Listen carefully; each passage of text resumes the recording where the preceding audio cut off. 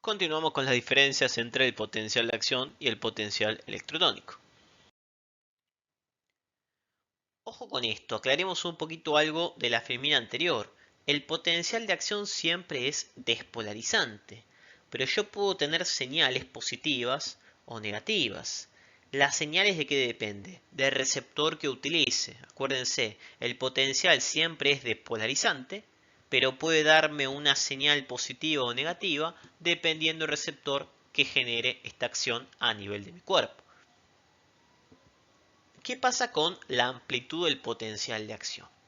El potencial de acción tiene siempre la misma amplitud, mientras que el electrotónico, como dijimos anteriormente graduado, la amplitud depende del estímulo.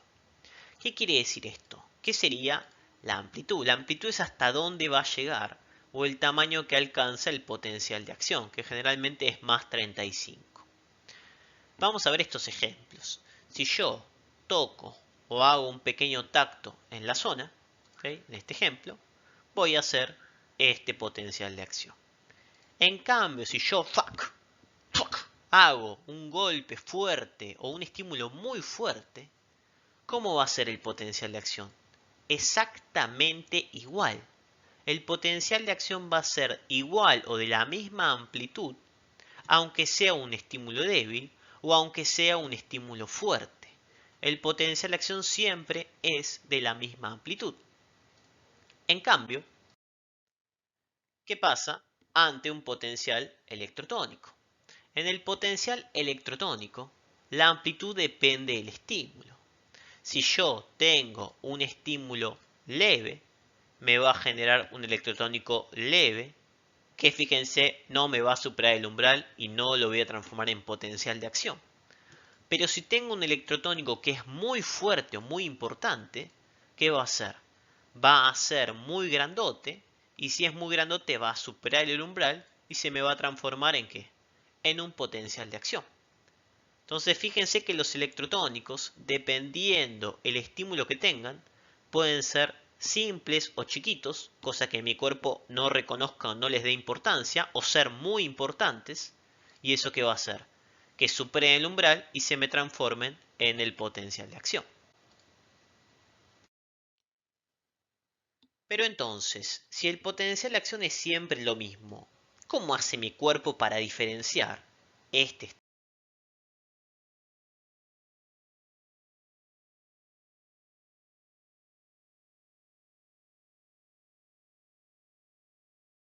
potencial de acción es siempre lo mismo? ¿Cómo hace mi cuerpo para diferenciar este estímulo de este estímulo? Porque el electrotónico está bien, depende del estímulo, pero en este caso los potenciales son iguales. ¿Cómo los voy a diferenciar? La diferencia de estímulos, que la vamos a ver más adelante en somatosensorial, no está dada por el tamaño del potencial de acción, sino que está dada por la cantidad de potenciales de acción. Este estímulo leve es un potencial de acción de esta amplitud. Este estímulo fuerte son muchos potenciales de acción al mismo tiempo de la misma amplitud.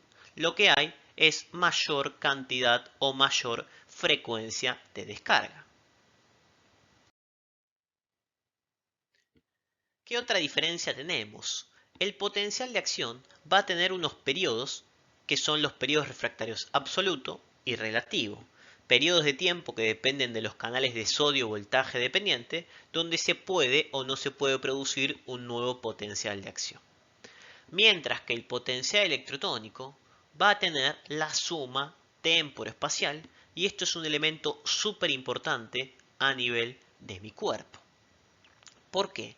Porque gracias a esta suma temporoespacial yo puedo agrupar diferentes estímulos electrotónicos que suceden en el mismo tiempo y en el mismo lugar y hacer que al estar al mismo tiempo en el mismo lugar se sumen y eso pueda superar el umbral y generarme una acción. Me los agrupa para poder sumarlos y poder superar el umbral para darme este potencial de acción o esta señal. ¿Qué sería la suma espacial? Bueno, si yo tengo tres axones diferentes y tengo estímulos en diferentes axones, no voy a poder sumar los estímulos del axón 1 con los del axón 2. Pero en el axón 3 tengo dos estímulos en el mismo lugar. ¿Qué va a pasar con estos dos estímulos que están en el mismo lugar? Se van a sumar. Por lo tanto, me generan un electrotónico mucho más grande, que tiene más chance de ¿qué? De superar el umbral y generarme un potencial de acción. Lo mismo con respecto al tiempo. Si yo estoy en el segundo 1, 2 y 3 y tengo diferentes potenciales electrotónicos, no se me van a sumar los del segundo 1 y los del segundo 2, pero sí los que están en el mismo segundo.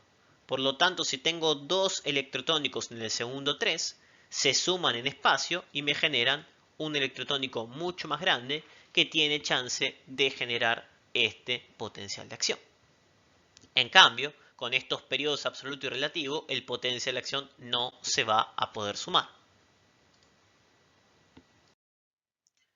Antes de hablar de la diferencia entre lo que sería el potencial de acción regenerativo y el electrotónico arregenerativo, hablemos de cómo es el movimiento de estos potenciales.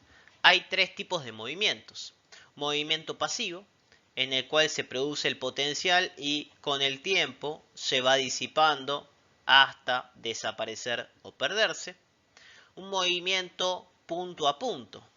¿Qué significa el movimiento punto a punto? Que se produce y se va regenerando punto a punto mientras avanza.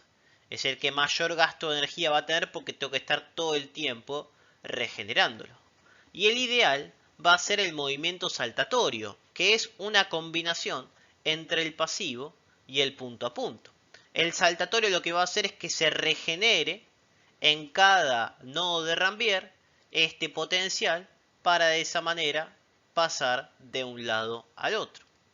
¿Qué pasa con este movimiento saltatorio? Yo tengo un potencial y ese potencial que se produce en el nodo de Rambier empieza a avanzar y disiparse hasta llegar al otro nodo y ahí es donde se genera nuevamente ese potencial o se regenera ese sistema o ese potencial.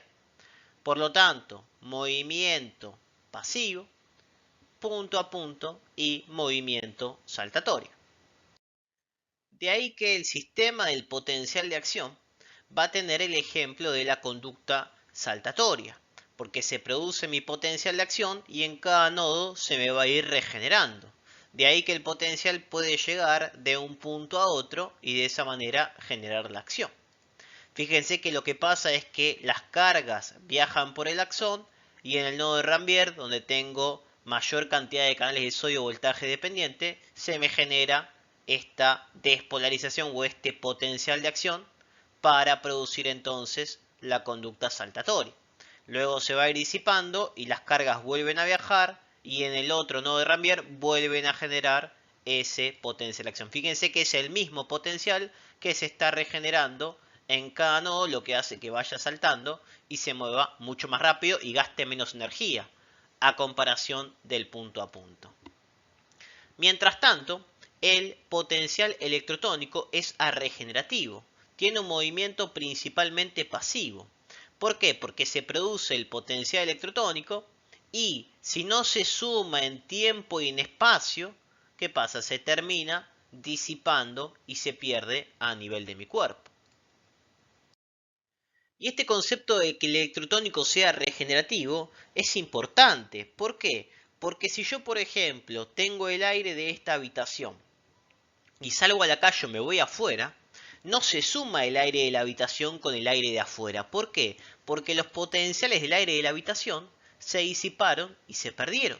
No se acumulan esos potenciales, sino que una vez que se hacen, si no llegaron a superar el umbral y transformarse en potenciales de acción, se terminan de perder. En cambio, una vez que se produce el potencial, esa señal, propiamente dicho, se va a ir movilizando hasta llegar al lugar donde se deba hacer la acción. Quiero que volvamos a pensar esta diferencia o este ejemplo que vimos al principio, donde yo tengo el potencial de acción y el potencial electrotónico. Entonces, yo tengo diferentes estímulos o potenciales electrotónicos que son subumbrales, que no dependen de voltaje y que van a hacer cuando esos estímulos que suceden en mi cuerpo son importantes, son fuertes, por lo tanto tienen una amplitud grande, ¿ok? Se suman en tiempo y en espacio y valen la pena, van a superar el umbral y mi cuerpo los va a transformar en un potencial de acción y en una señal que yo voy a reconocer. Por eso funciona como este estilo de filtro. Me ayuda a saber lo que vale la pena y lo que no. Yo no reconozco todos los estímulos que suceden en mi cuerpo, sino los estímulos que pasaron por este sistema, que valen la pena y que se transforman en un potencial de acción. Entonces mi cuerpo tiene estos estímulos previos, estos potenciales electrotónicos, que con estas características lo que hacen es ayudarme a superar el umbral y de esa manera genero mi potencial de acción y la acción a nivel de mi cuerpo. Con eso cerramos las diferencias entre el potencial electrotónico y el potencial de acción. Muchas gracias.